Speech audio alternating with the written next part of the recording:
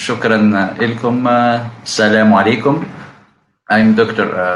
Ahmed Rebai from Tunisia, and I thank Dr. Bessel for his talk because it was a really good and nice introduction, and that will save me a lot of time because I have not to redefine the different concepts he presented about omics, genomics, different levels of omics data, bioinformatics. So my talk will be more in relation with the challenges or what we call bioinformatics today. It's different from what we called bioinformatics maybe 10 or 20 years ago. So there is a huge paradigm shift in the concept of bioinformatics. I will gonna be talk about that, about the history and the birth of bioinformatics and how it evolved during the last 20 years. And then we give you some few examples on the challenges of today. Like Dr. Bessel gave very nice examples and challenges, I will give you 3 or 4 challenges related to the COVID-19 pandemic that the world have known in the last few weeks. So my first slide will be on what is bioinformatics. So if you look at the definition of a consensual definition of bioinformatics today, you will not find something unique. So you'll find many definitions. If you go to computer science book, you have some definitions which are more close to the computer science language. If you look to biology books, you have more biological definition of bioinformatics. But let's say that if we consider that the most accepted definition is the one that you can find, for example, in the Encyclopedia of Bioinformatics and Computational Biology, which is saying that the application of computational tools to organize, analyze, understand, visualize, and store information associated with biological macromolecules. That is what we call a narrow sense definition of bioinformatics. Because some people are saying everything that use computer science to analyze biological data of any kind can be considered as bioinformatics. But actually, it is not the case nowadays in modern definition. When we are interested only what we call biological macromolecules, this is proteins, RNA, DNA, small molecules also that are produced by living organisms. So as an emerging discipline, we can go back even to the 1960s, where the first time the word bioinformatics was used, it was by a computer scientist. And this definition, which was coined at that time, was a computer scientist definition. It's not a biological definition. So, and the main 2 components of bioinformatics, whether you are looking at it as computer science from the side of computer science or from the side of biology, you need to develop software tools and algorithms to analyze data, and you need to use them to analyze the data and then go to the interpretation. So, as Dr. Bessel said in his last slide, don't lose the objective.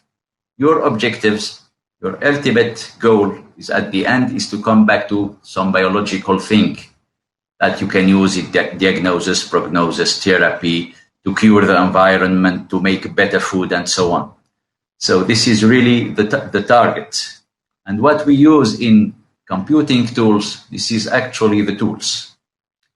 So I would skip this slide because Dr. Bessel presented that in genomics or in omics in general, we have different kinds of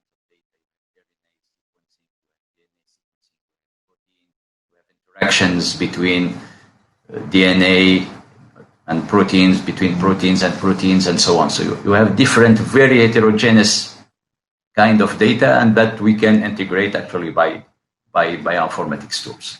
So the 2 views of bioinformatics, the wide sense definition, that is actually, in nowadays we call that systems biology.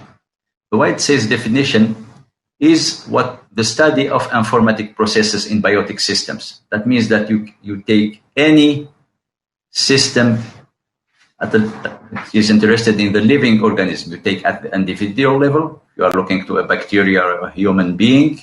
If you look to ecosystem, the interaction between individuals.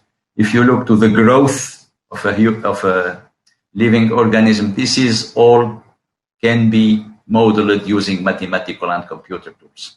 And the first definition of bioinformatics in 1978 was in that sense. And this was this definition, the term bioinformatics, is due to a lady, Pauline Hogweg, who coined the term when she worked on simulating the growth of cellular forms. So you see, it was not what we call bioinformatics today. This was really modeling, maybe computer modeling of some living phenomena. And this is still used. For example, if you look today, if you want to, for example, predict the behavior of a system, of a cell, why a cell is staying in good health and why another cell is going to cancer process. So you can model the internal mechanisms, regulatory mechanism in a cell, and to see why some cells are going only to make a cancer and others stay in good status. So you have a set of differential equations and so on, very, very heavy mathematics and modeling. But this is not what we call bioinformatics in the narrow sense. It is part of what we call systems biology. The narrow sense definition, which is the modern definition of bioinformatics, modern, we can put 1995 as a date of a paradigm shift between the previous definition, the wide sense definition and the narrow sense definition, by the sequencing of the first living organism. The first living organisms was sequenced is a bacteria, it's Haemophilus influenza. It has a small genome. And from here, we started really bioinformatics because we have a whole genome. We can compare the genome to the other sequences. And then by accumulating several genomes in the 5 years between 95 and 2000, there's 2000, we have dozens of genomes. Now we have thousands of genomes. So we can analyze a lot of data. And we can develop tools that are more sophisticated to handle these data. So just a brief history very quickly. The narrow sense definition of bioinformatics, the computer and algorithm tools that we use to analyze biological macromolecules, can be traced back to Margaret Dayhoff in the 1960s again. Dayhoff is a biochemist.